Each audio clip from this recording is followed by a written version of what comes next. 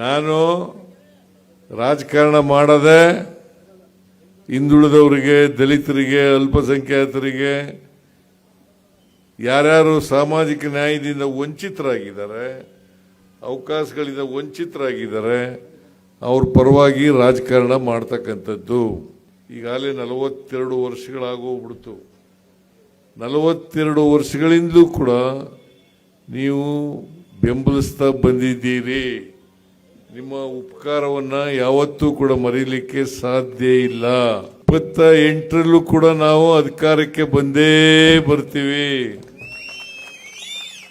ಯಾಕಂತಂದ್ರೆ ಕಳೆದ 3 ವರ್ಷಗಳಲ್ಲಿ ಮತ್ತೆ ಹಿಂದೆ ಇದ್ದಂತ 5 ವರ್ಷಗಳಲ್ಲಿ ಜನಪರವಾಗಿ ಕೆಲಸ ಮಾಡಿದ್ದೇನೆ ಅಂತಕ್ಕಂಥ ವಿಶ್ವಾಸ ನನಗಿದೆ.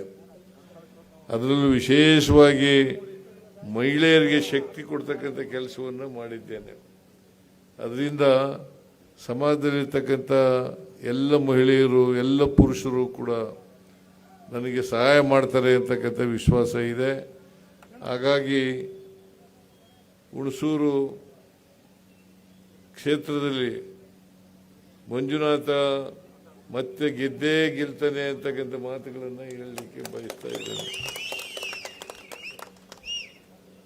ನಿಮ್ಮೆಲ್ಲರ ಆಶೀರ್ವಾದ ಮಂಜುನಾಥ್ಗೆ ಪರವಾಗಿರಬೇಕು ಅಂತಕ್ಕಂಥ ಮಾತುಗಳನ್ನು ಹೇಳಿ ನಾನು ಹೆಚ್ಚಾಗಿ ಮಾತಾಡಕ್ಕೆ ಹೋಗಲ್ಲ. ಇನ್ನೂ 2 ಕಾರ್ಯಕ್ರಮ ಇದೆ. ಅಲ್ಲಿ ಎಂಥದ್ದು ಮಾದಳ್ಳಿ ಆಯ್ತು. ಮಾದಳ್ಳಿಲಿ ಸ್ವಲ್ಪ ಲೇಟ್ ಆಗೋಯ್ತು, ಅಲ್ಲೇ ಊಟ ಮಾಡಿದ್ದು.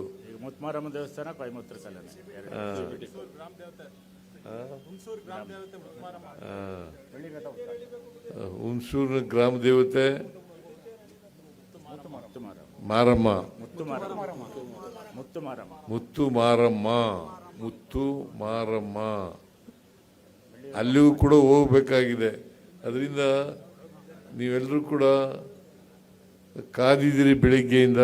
ಅದಕ್ಕೋಸ್ಕರ ನಾವು ತಡವಾಗಿ ಬಂದದಕ್ಕೆ ಕ್ಷಮಿಸಬೇಕು ಅಂತ ಕೇಳ್ಕೊಂಡು ನಿಮ್ಮೆಲ್ಲರಿಗೂ ನಮಸ್ಕಾರ ಮಾಡಿ ನನ್ನ ಮಾತುಗಳನ್ನು ಮುಗಿಸ್ತೇನೆ.